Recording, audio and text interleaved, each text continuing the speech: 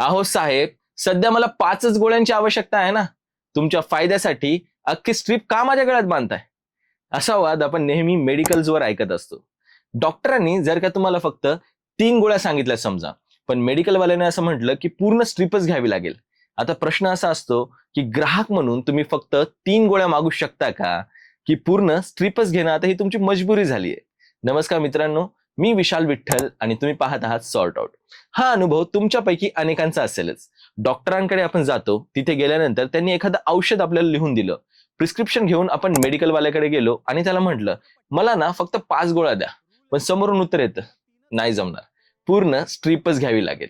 आपल्याला गरज आहे 5 गोळ्यांची, पण स्ट्रीपमध्ये 10 गोळ्या आहेत, 15 गोळ्या आहेत. मग उरलेल्या गोळ्या घरी पडून राहतात, एक्सपायरी होतात आणि शेवटी त्या फेकूनच द्याव्या लागतात. पण खरंच पूर्ण स्ट्रीप घेणं हे कायद्याने बंधनकारक आहे का? आणि हा प्रश्न सध्या पुन्हा चर्चेत येण्यामागचं कारण म्हणजे महाराष्ट्राच्या फूड अँड ड्रग ऍडमिनिस्ट्रेटिव्हचे आयुक्त तुकाराम मुंडे. FDA ही महाराष्ट्रातील औषधे आणि संबंधित विक्री व्यवहारांवर नियमन करणारी प्रमुख यंत्रणा आहे आणि तुकाराम मुंडे सध्या या विभागाचे आयुक्त आहेत. त्यांच्या कार्यकाळात औषध विक्रीतील गैरप्रकार, बनावट औषधे आणि रुग्णांच्या तक्रारीवर कारवाईला मोठं महत्व दिलं जात आहे.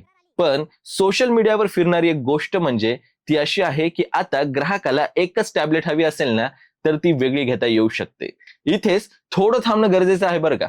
कारण एक गोळी मागता येणं आणि मेडिकलवाल्याला प्रत्येक औषधाची एकच गोळी देणं कायद्याने बंधनकारक आहे का, या दोन पूर्णपणे वेगवेगळ्या गोष्टी आहेत.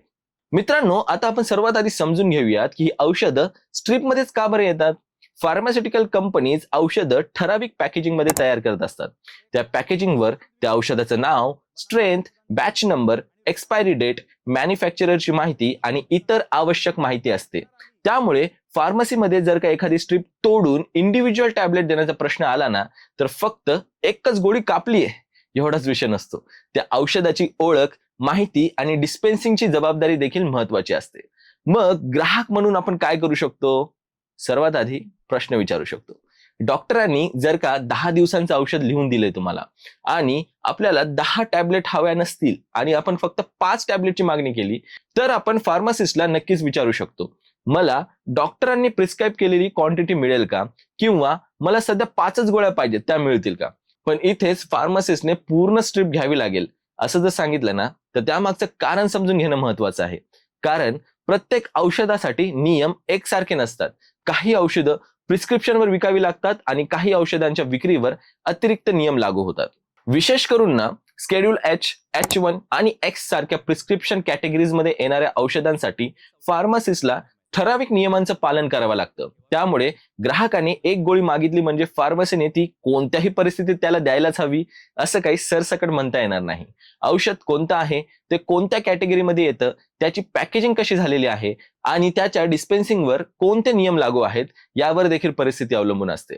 पण इथे ग्राहकाचा एक महत्वाचा प्रश्न कायमच राहतो की जर का मला स्ट्रीपची गरज नाहीये बाबा आणि आता मला 5च गोळ्या पाहिजेत, तर उरलेल्या टॅबलेटचं मी काय करू?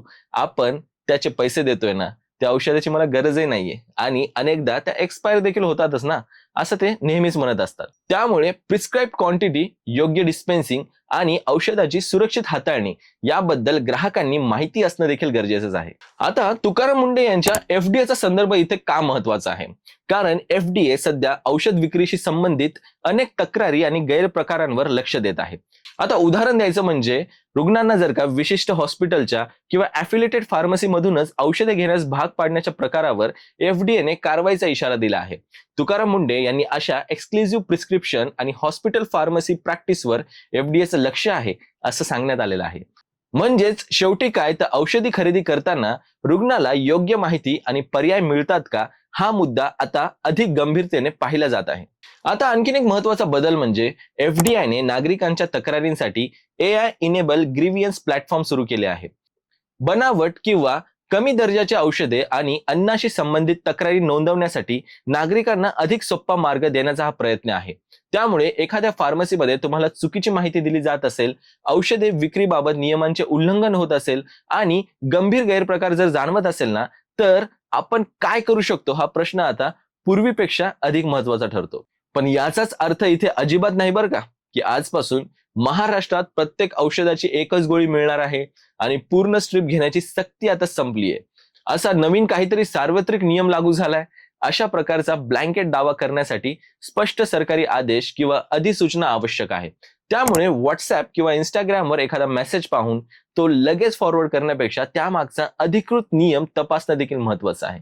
म्हणून पुढच्या वेळी ना मेडिकलमध्ये गेलात तुम्ही आणि तुम्हाला फक्त 2 किंवा 3 किंवा 5 टॅबलेट जर हवे असतील ना, तर तुम्ही एक साधा प्रश्न नक्कीच विचारू शकता, भावांनो, मला प्रिस्क्राईब क्वांटिटी मिळेल का, किंवा मला हवी आहे तितकीच क्वांटिटी मिळू शकते का. आणि इथे जर का फार्मासिस्ट तुम्हाला म्हणाला की नाही मिळणार, पूर्ण स्ट्रीपच घ्यावी लागेल, तर का हे विचारणं देखील चुकीचं नाहीये.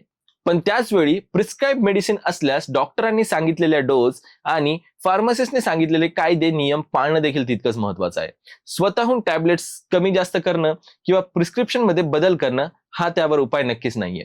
कारण शेवटी हा फक्त एका गोळीचा प्रश्न नाहीये भावांनो, हा प्रश्न आहे ग्राहकाला त्याच्या औषधाबद्दल किती माहिती आहे, फार्मसीमध्ये त्याचे अधिकार काय आहेत आणि औषध विक्रीची व्यवस्था किती पारदर्शक आहे याचा.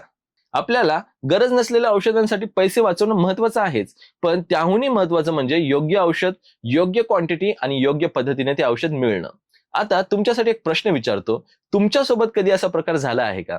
तुम्हाला फक्त 2-3 गोळ्या हव्यात, पण मेडिकलवाल्याने पूर्ण स्ट्रीपच घ्यायला सांगितली होती. तुमचा अनुभव मला कमेंट करून नक्की सांगा. मी विशाल विठ्ठल आणि तुम्ही पाहत होता सॉर्ट आउट. आपल्या रोजच्या आयुष्यातल्या अगदी छोट्या वाटणाऱ्या प्रश्नामागचे नियम, कायदा आणि खरी गोष्ट समजून घेण्यासाठी आपल्या सॉर्ट आउट या युट्यूब चॅनलला सबस्क्राईब करायला मात्र विसरू नका.